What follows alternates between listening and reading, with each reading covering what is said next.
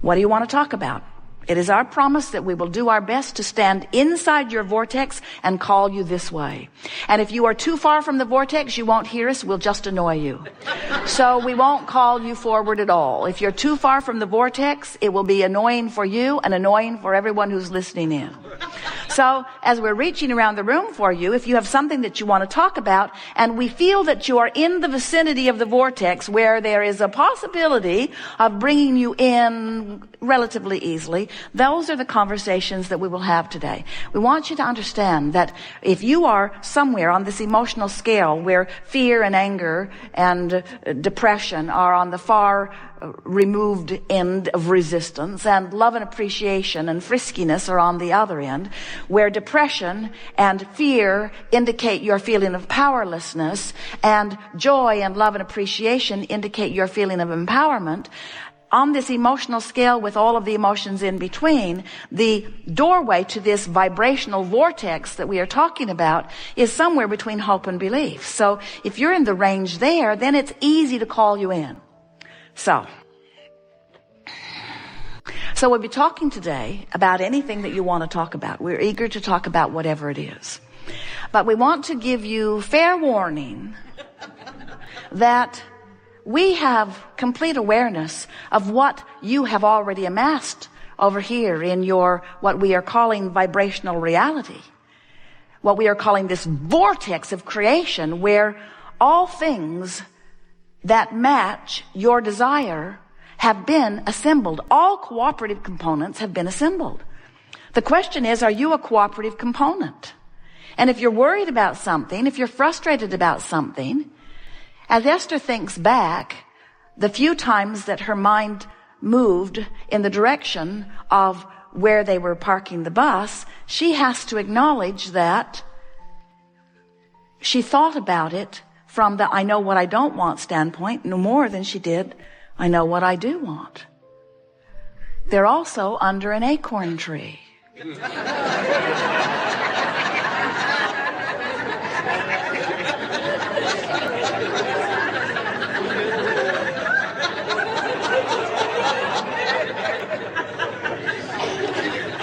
More machine gun fire.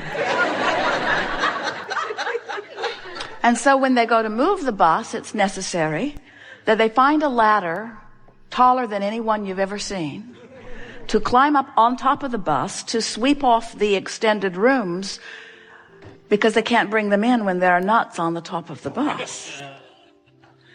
So as Esther is hearing the nuts falling, she is remembering how much she didn't like hearing them falling last time. And she is remembering how specific she was about not wanting to be under the falling nut tree again. And she is remembering that she had the experience, didn't like most of it, got in the bus and drove away, and never thought about it again until she returned. In other words, no effort whatsoever about cleaning up vibration.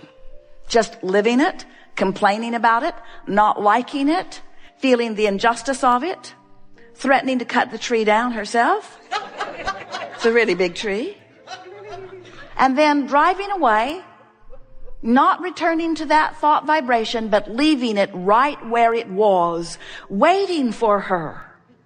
So the people who are establishing the new assignment are inspired by the power of her vibration to put her right there on that spot where she belongs. There's no injustice ever, is there? So you have to give up your effort at controlling the uncontrollable. Jerry and Esther have befriended so many people at that campground, thinking that they would have an inside scoop on how the campsites were assigned. And it never works out, because no one can buck their current. In other words, you cannot receive from anyone, even very well-meaning people, something that defies the vibration that you got going on. You got one choice and one choice only, and that is to line up with what you want by giving more attention to it than the opposite. So There is never, ever an injustice that is done, ever, ever, ever, ever, ever. But there are plenty of times that you get something different than what you want. But when you get something different from what you want, it's not because an injustice has occurred. It's because you've got a different dominant vibration than your own desire. Don't you love knowing that? Not so much. So what it means is, it's important for you to relax in whatever's happening and accept. That's the most important thing. Accept that whatever's happening, whatever it is, whatever is manifesting is an indication of what? An indication of your vibrational balance. An indication of your vibrational balance. An indication of your vibrational balance. So not only do you have the benefit of emotions that let you know how you're doing pre-manifestationally, but you have stuff showing up that is your indicator of your vibrational mix post-manifestationally. So Esther's first knee-jerk response was, that's just fine. This campground has been a pain in the... Yeah. For the entire 7, 8, 9 years we've been coming here. They never promised to give me what I want. And we say, you really don't want to need promises and confirmations from other humans, especially those who have a lot of other campers to please. You really don't want to depend on someone else's promise for the way your life turns out. You want to depend upon your vibration over which you have complete control. The fair warning that we are giving you is that in all that you are living, you've launched these rockets of desire and you've put them into your vortex of creation. And they are being tended by the larger part of you. They stand as present tense. And this is the thing that we really want you to hear. What you have launched forward, when you know what you don't want, you know what you do want, even though you're speaking of what you don't want, the equal and opposite desire goes forward. And the source within you rides that rocket of desire and holds that spot. That's what the evolution of all species is about. That's why life gets better and better and better for all beings, for all consciousness at all times. And so as we are visiting with you, even though you may have something going on, and clearly you do, there are all kinds of vivid things that are happening in your experience, and much of them you like and much of them you don't want. In other words, Jerry and Esther have a magnificent life. As we tell this story, there are glitches in their vibration and there are glitches in your vibration. And that's really what we want to talk about. We want to talk about how to work the glitches out of your vibration. How to bring bring yourself consciously into alignment with what you really want and who you really are. Because there is the way you gain control of your experience. A lot of times, the negative emotion you feels like it's someone else's doing. They're doing that to me. Esther made a reservation at one of the places that they like to park their bus in the Boston vicinity, makes them months in advance and specifically requests specific places to be because they have a really big bus. It's long and it's tall and it wants 50 amps. They tried it once on 30 amps and it freaked out. In the night, all of the breakers went boom, boom, boom, boom, boom, boom, boom, boom, boom, boom, boom, boom, boom. They thought they were being assaulted by machine gun fire. And then 14 things never worked again.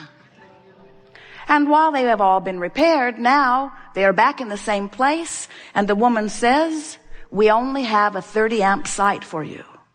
And Esther said, I want to hurt you.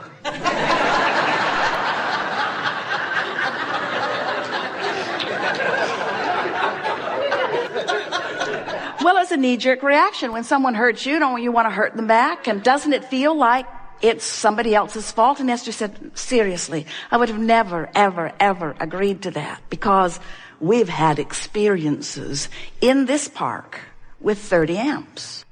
And the woman said, well, we record every phone call. And Esther said, that's good for me because I know that I requested with great specifics a 50 amp site.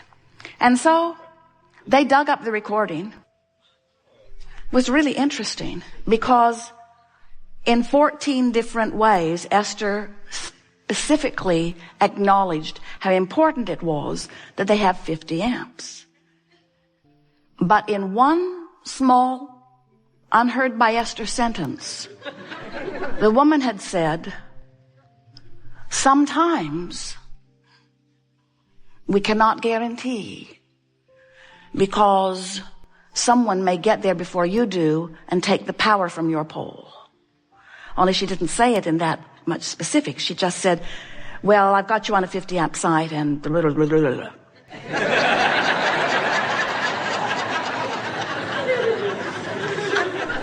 And when Esther listened back to it, she could see how the woman was confirming her rightness with the same recording that Esther was confirming her rightness.